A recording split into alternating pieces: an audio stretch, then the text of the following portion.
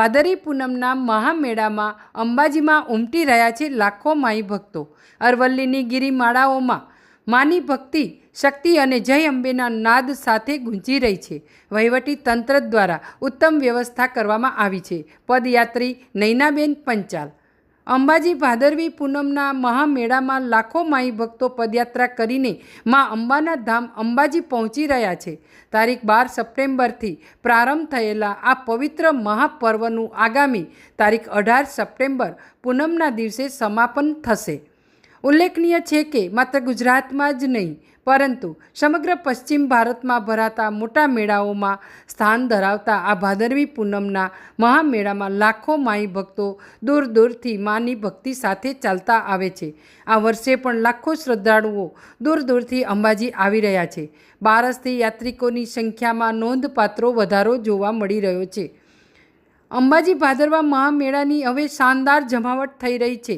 રસ્તાઓ ઉપર યાત્રિકોની સંખ્યામાં સારો વધારો જોવા મળે છે।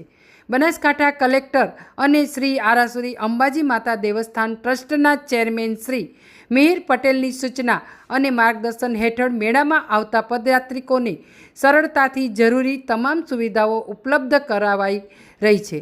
અંબાજી તરફના તમામ રસ્તાઓ ઉપર અને અંબાજીમાં ચોમેર સરસ સ્વચ્છતા, પીવાના પાણીની વ્યવસ્થા અને મેળામાં દોડતી એસટી બસોની સુવિધાઓ જોઈને યાત્રિકો આનંદ વ્યક્ત કરી રહ્યા છે।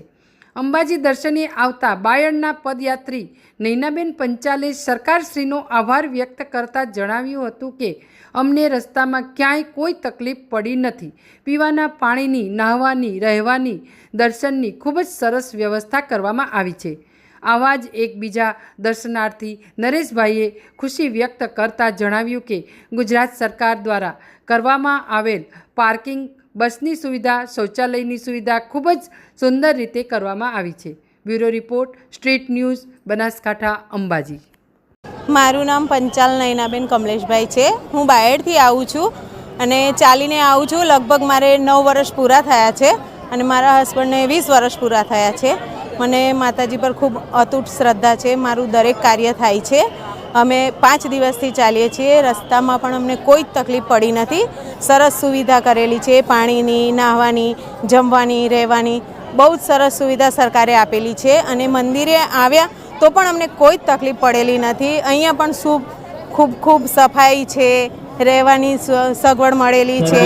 ભક્તો લાઈનમાં પણ સરસ દર્શન થયેલા છે અને લીંબુ શરબત, પાણીની પણ સુવિધા કરેલી છે। સિનિયર સિટીઝન માટેની પણ વ્યવસ્થા છે।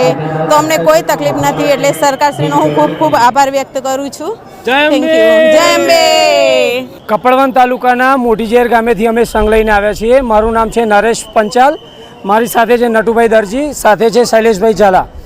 અહીંયા રસ્તામાં અમે 5 દિવસથી નીકળ્યા અને ખરેખર ખૂબ જ સરસ વ્યવસ્થા હતી ગુજરાત સરકારની।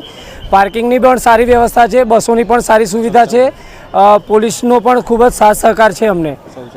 શૌચાલયનો પણ ખૂબ જ સારી વ્યવસ્થા કરેલી છે। તે બદલ અંબાજી ટ્રસ્ટ અને ગુજરાત સરકારનો ખૂબ આભાર માનીએ છીએ।